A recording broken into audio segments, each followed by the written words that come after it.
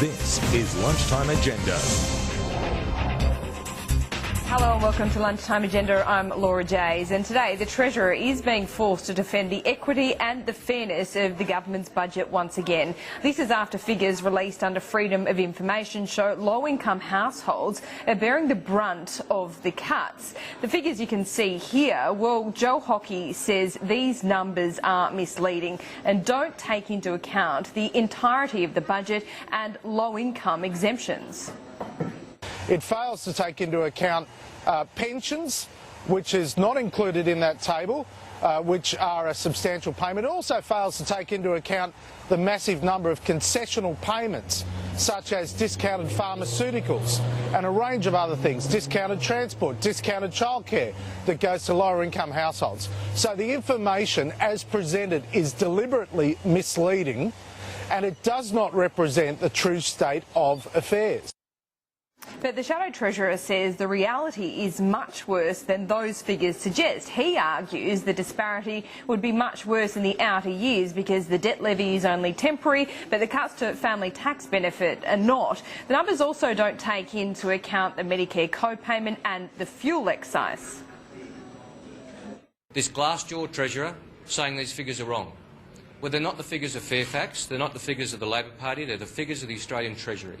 Figures which he was trying to hide. So the Treasurer should just acknowledge the reality that his budget is unfair.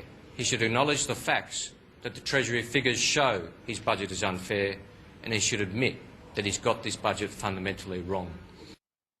Joining me now is Liberal MP Andrew Laming and Labor MP Kelvin Thompson. Thank you both to you so much for joining me. Now, Andrew Laming, first to you.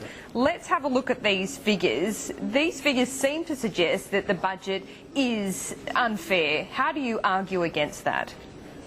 Look, for Australians looking at these figures, they'd say everything was tickety-boo under John Howard. We then had a Labor government that didn't change our tax system much, but they started giving money out before they actually had earned it. So when you're trying to fix a payment problem, Laura, obviously people receiving payments are going to be seeing changes, whereas people who pay into the system and are self-reliant won't be as much. What strikes me, Laura, is that middle and higher income earners are about $500 worse off, and that delta of $344 more for low income earners is less than CPI on their $12,500 payments. So this is a very small difference, which, as Joe Hockey has pointed out, may not even be there if we incorporate all of the other low-income exemptions that are available.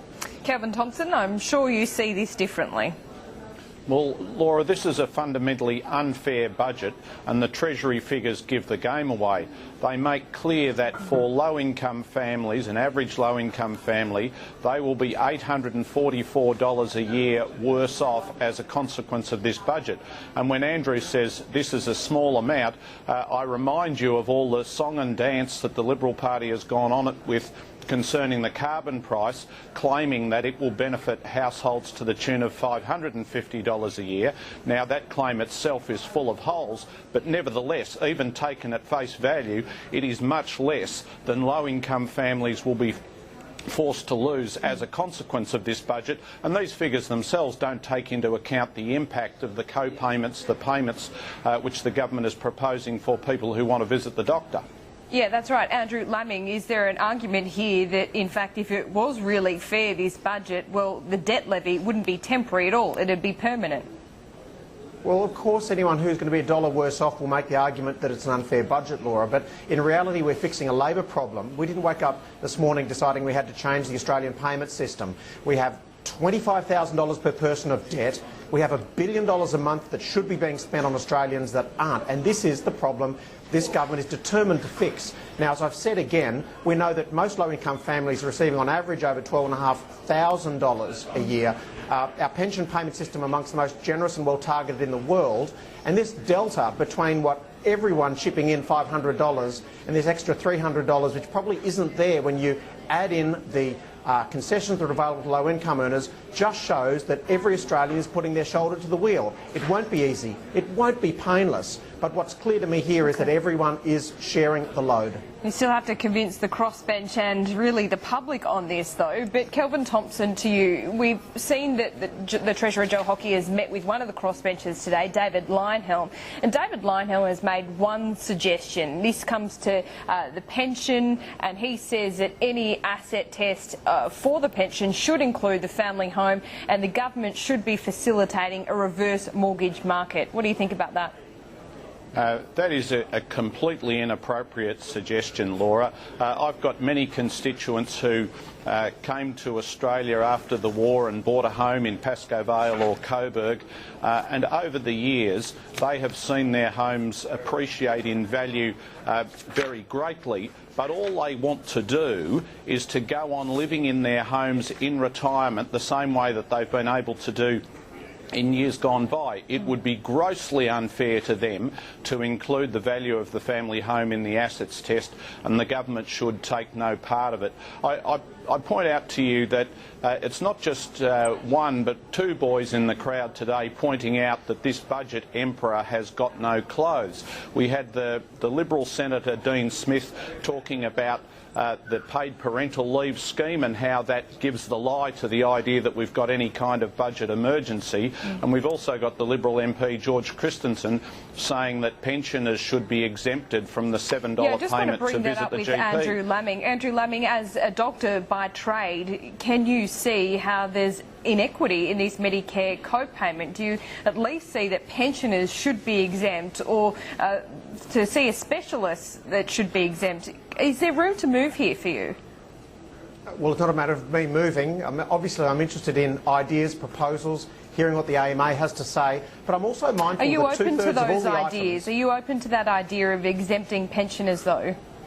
I think it's important that all of these are on the table for debate, but my personal view is that the future of our health system is looking after the sick and finding new systems to look after those who need it most. And all of those items under Medicare that involve coordinated care, team-based care and care for the most needy are all actually exempted from the co-payment. So we don't want to be too blinded by this. We're trying to shift away from 5-minute medicine towards appropriate care for people with chronic disease, and that's exactly what can happen here, and the co-payment is not applied to those items, and they're the people we need to be looking after most. Kelvin Thompson, the government, the opposition, Bill Shorten has always said in the case of this budget that Labor is not going to be obstructionist. It's willing to look at sensible measures. But there's no evidence of that so far, except for perhaps the debt levy. Any areas that you would urge your party to negotiate on and get to a sensible centre?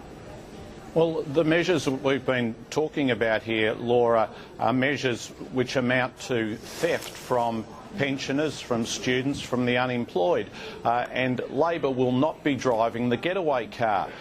We have a responsibility to look after people who are not well off, and the attacks on students and pensioners and the unemployed, making them wait for 6 months before they're entitled to any payments at all, are fundamentally unfair, and it is not for us to negotiate on these things. The claims of budget crisis are without foundation. By not negotiating with the government, Kelvin Thompson, you're leaving it in the hands of Clive Palmer and the Palmer United Senators. Would you agree? Well, it's a matter for the Senate and for all the senators to behave as they think is appropriate on the individual measures that come before them. But I remind you of the comments made by Tony Abbott back in 2007 when he said that the Liberal Party should resist the intellectual bullying inherent in talk of mandates, and said the elected opposition is no less entitled than the elected government to exercise its political judgment and to try to keep its election commitments. Now, we intend to keep our election commitments to pensioners, to students, to the unemployed, and to argue that there should not be cuts to health and education. Okay, Andrew Laming, just finally on the paid parental leave scheme, we've seen today David Leinhelm say it's contradicting your argument. We've seen a number of backbenchers, national MPs behind the scenes threatening to cross the floor. Is it time the government, the Prime Minister, drops this signature policy altogether? Look, you won't find me disagreeing with wage replacement for women who go and have children. I mean, it's fascinating how workplace entitlement for women is a massive issue, but it ceases to be when it's the coalition government fixing it.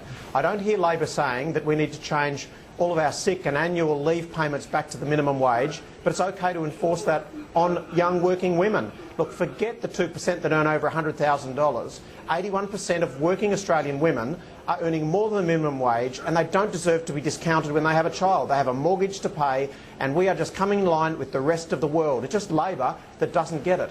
Andrew Laming, Kelvin Thompson, we are going to have to leave it there for today. Thank you so much for joining me on Lunchtime Agenda. Pleasure. A quick break on the program. We'll be back.